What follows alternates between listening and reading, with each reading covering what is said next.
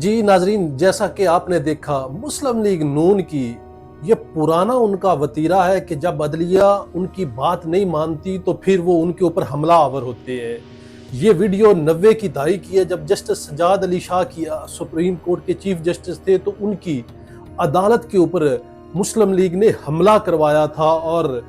کس طرح کروایا تھا کہ کیونکہ وہ ان کی بات نہیں مان رہے تھے، اپنی مرضی کے یہ فیصلے لینا چاہتے تھے، وہ ان کو فیصلے مل نہیں رہے تھے۔ اب پھر ناظرین، منصور شاہ بڑا اچھا جج تھا اور باقی جو ججز تھے وہ بڑے اچھے تھے، لیکن اب جب مخصوص نشستوں کا فیصلہ ان کے خلاف آیا ہے تو اب 11 کے 11 جو ججز ہیں، جو اکثریت ہے، وہ برے بن گئے ہیں جی، وہ عمران دار بن گئے ہیں جی، وہ جی ضمیر کے مطابق فیصلے کر رہے ہیں جن کے ضمیر نہیں ہے جی، وہ فیصلے کر رہے ہیں آئین اور مطابق آئین کے خلاف فیصلے کر رہے ہیں۔ یہ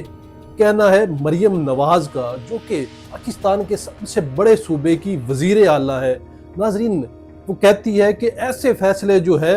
وہ دماغ ہی نہیں تسلیم کرتا۔ باجی، دماغ اس لیے تسلیم نہیں کرتا کہ آپ سوچتے نہیں ہیں، اس لیے یہ دماغ تسلیم نہیں کرتا۔ یہ بچے کو پتا ہے کہ جو یہ ایم این ایز بن کے آئے ہیں، جو سنی اتحاد کونسل میں گئے تھے، مجبوری کے تحت گئے تھے، اور ان کو جو ووٹ ملا تھا وہ تحریک انصاف کا ووٹ ملا تھا، جو کہ جسٹس منصور علی شاہ اور باقی ججز نے اس کے اوپر انہوں نے یہ رائے دی کہ جی بالکل یہ تحریک انصاف کا ووٹ ہے، ان سے بلہ چھینا گیا تھا تو ان کو جو ہے نشان نہیں ملا، لیکن ان کو پی ٹی آئی کا ڈکلیئر بھی نہیں کیا گیا، اس لیے یہ سیٹیں جو ہے وہ تحریک انصاف کی بنتی ہے۔ یہ فیصلہ جب ناظرین اطہر من اللہ نے فیصلہ یہ دیا تھا، جب یہ پارلیمنٹ کے اندر جو ہے عدم اعتماد کی بات آئی تھی، تو اطہر من اللہ اور اعجاز الاحسن اور یہ باقی ججز تھے وہ بالکل صحیح تھے، تب ان کو وہ بڑے اچھے لگے تھے۔ اس کے بعد جب تحریک انصاف کے حق میں فیصلے آئے تو وہ برے بن گئے۔ اسی طرح سپریم کورٹ میں ساری ججز بڑے اچھے تھے، اب وہ سارے بڑے برے بن گئے۔ اب ان کو دھمکیاں دی جا رہی ہے، اب ان کو جو کہا جا رہا ہے عمران دار کہا جا رہا ہے، اب ان کو کہا جا رہا ہے کہ ہم آئینی ہاتھوں سے نمٹیں گے۔ ناظرین، یہ سپریم کورٹ کے ججز کو ایک خاتون جو وزیر اعلیٰ ہے وہ یہ کہہ رہی ہے، ان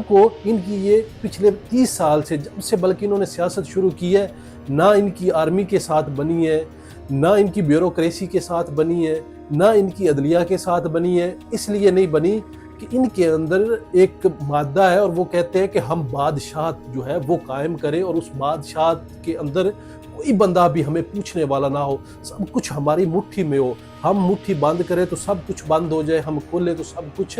کھل جائے۔ یہ نظام چاہتے ہیں ایسا، جیسے اوپر چاچا وزیر اعظم ہے، نیچے جو ہے بھتیجی وزیر اعلیٰ ہے، اسی طرح پہلے بھی ہوتا آیا، اوپر بھائی وزیر اعظم ہوتا تھا، نیچے وزیر اعلیٰ ہوتا تھا، ان کا چھوٹا بھائی ہوتا تھا، پھر جب اپوزیشن میں آئے تو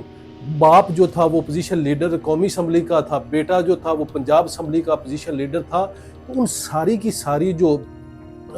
پارٹی ہے، جن میں سینکڑوں ایم پیز ایم این اے ہیں، ان میں سے کوئی بھی اہلیت نہیں رکھتا، اور کیونکہ ان کو اچھا ہی نہیں لگتا، انہوں نے سب کچھ گھر میں رکھنا ہوتا۔ نائب وزیر اعظم بنایا تو وہ بھی سمدھی کو بنایا ہے۔ تو ان کو ناظرین چاہیے، جسٹس قیوم جیسے لوگ چاہیے جو ان کی ایک فون کال کے اوپر یس کہیں اور لبیک کہیں اور ان کی باتیں مانیں اور ان کی مرضی کے مطابق فیصلے دیں، جس میں وہ ایم این اے کی سفارش کر رہے تھے، جسٹس قیوم والی جو شباز شریف کی جو ہے وہ کال لیک ہوئی تھی۔ تو اب انہوں نے جو ہے وہ ان کے خلاف، ججز کے خلاف، منصور علی شاہ اور باقی ججز کے خلاف کمپین چلانا شروع کر دی، ان کے اوپر واہیات الزام لگانا شروع کر دیے، ان کو دھمکیاں دینا شروع کر دیا ہے۔ لیکن سپریم کورٹ عطا بدیال کے دور میں بھی خاموش رہی تھی، لیکن اب جب تک ہمارے ادارے، ہماری سپریم کورٹ خاموش بیٹھی رہے گی، تب تک یہ لوگ ان کے اوپر چڑھائی کرتے رہیں گے، تب تک یہ لوگ اداروں کے اوپر چڑھائی کرتے رہیں گے، تب تک یہ لوگ اداروں کے اوپر حملہ آور ہوتے رہیں گے۔ جب عمران خان کا دور تھا ناظرین، گجرانوالہ کے اندر نواز شریف نے کس طرح جو ہے ملٹری اسٹیبلشمنٹ کے اوپر الزامات لگائے، ان کے نام لے کے جو ہے ان کے اوپر الزام لگائے تھے۔ پھر مسلم لیگ کے دفتر ماڈل ٹاؤن کے اندر ایک کنونشن کے دوران کس طرح مریم نواز کی موجودگی کے دوران جو ہے وہ ملٹری اسٹیبلشمنٹ کے خلاف نعرے لگائے گئے تھے۔ اس کی وجہ یہ ہوتا ہے کہ اسٹیبلشمنٹ کو یا باقی جو لوگ ہیں ان کو پریشرائز کیا جائے، پھر پریشرائز کر کے جو ہے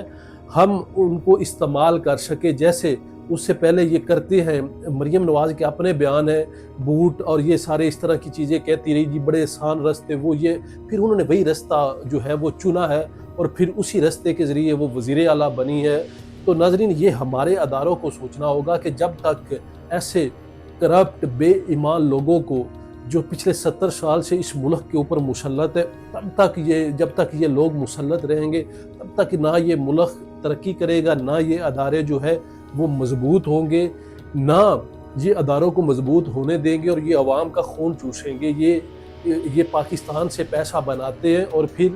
اپنا لنڈن میں شفٹ کرتے ہیں، وہاں ان کے بچے وہاں پہ عیاشیاں کرتے ہیں، کاروبار کرتے ہیں، یہ بلینئر وہاں پہ ان کا جو سارا کا سارا یہاں سے پیسہ لے کے وہاں جاتے ہیں، پھر جب ان کی حکومت چلی جاتی ہے پھر پورا خاندان جو ہے وہ پھر لندن مقیم ہو جاتا ہے، جب ڈیل ہوتی ہے تو پھر یہ واپس آ جاتے ہیں۔ یہ پچھلے کئی سالوں سے، پچھلی 3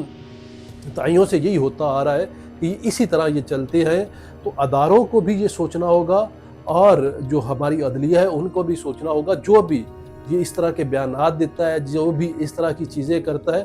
اب ان کو خاموش نہیں رہنا ہوگا۔ جو ہائی کورٹ کے ججز ہیں وہ خط لکھتے ہیں تو پھر ان کے اوپر بھی الزامات لگائے جاتے ہیں، ان کے اوپر سپریم کورٹ کے ججز کو کہا جاتا ہے کہ یہ بیویوں کے فیصلے ہیں، وہ یہ اس طرح کے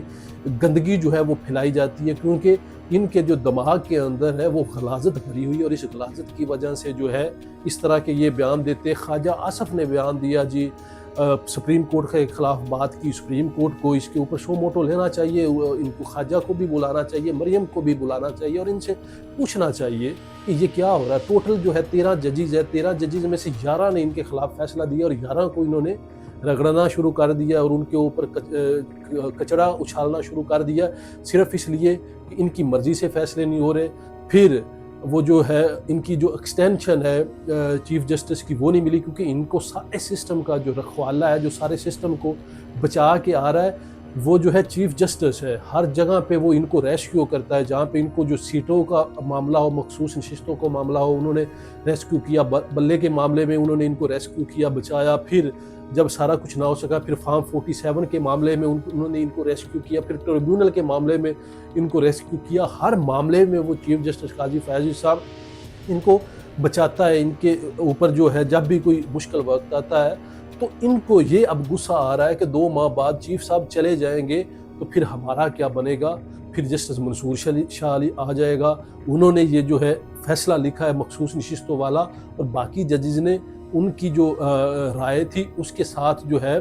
انہوں نے کہا کہ بالکل یہ صحیح ہے، تو انہوں نے ان کے ساتھ چل کے یہ فیصلہ دیا ہے۔ تو اب ان کو جو لگ رہا ہے کہ شاید منصور علی شاہ ہمارے خلاف فیصلے دے یا ہماری حکومت کو نہ چلنے دے یا کوئی اس طرح کی چیزیں ہو، تو ان کو وہ خوف اب ان کے اندر آ گیا اور ان کا وہ جو سوچنے والا مادہ ہے وہ ختم ہو چکا ہے، اور اب جو ہے یہ کسی بھی طرح جو ہے وہ چاہتے ہیں کہ یا تو ان لوگوں کو اوپر گند اچھالا جائے اور ان کو پریشرائز کر کے مرضی کے فیصلے لیے جائے۔ اگر یہ نہیں ہوتا تو پھر ان کے اوپر مزید جو ہے وہ جو اسٹیبلشمنٹ اس کے اوپر بھی یہ اب اس کی طرف آئیں گے جی ہمیں لایا گیا وہ یہ سارا، تو پھر اگلی باری یہ ملٹری اسٹیبلشمنٹ کی ہوگی اس کے اوپر یہ کچڑا اچھالیں گے۔ تو ہماری اسٹیبلشمنٹ کو سوچنا ہے کہ نئے لوگوں کو آگے مطلب آنے دے اور سسٹم کو چلنے دے۔ جب یہ سسٹم اپنی مرضی سے چلے گا، نئے لوگ آگے آئیں گے، تب بھی یہ ملک اور ادارے مضبوط ہوں گے، ورنہ جو ہے اس ملک کو ہم نیچے سے نیچے لیتے جائیں گے اور حالات بد سے بدتر